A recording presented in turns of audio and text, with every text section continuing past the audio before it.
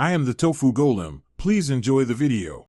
You need access and permission first, so sign into Teams with your work account and enable Copilot.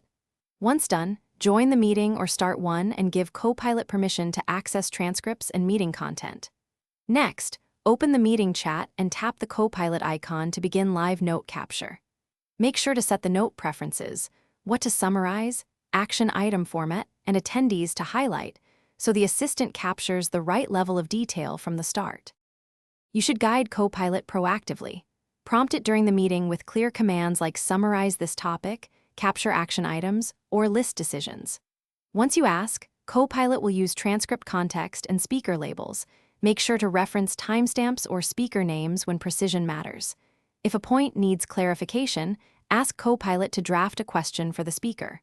Also adjust summary length and tone on the fly, and pin live notes in chat so everyone has continued. You finish by reviewing Copilot's draft notes, edit for clarity, and confirm action items with owners before ending the meeting.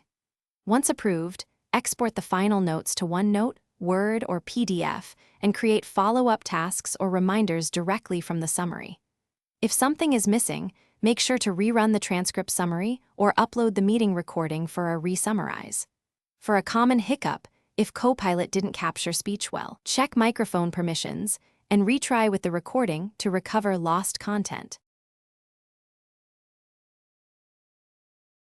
Thanks for watching. Consider subscribing if we helped you today.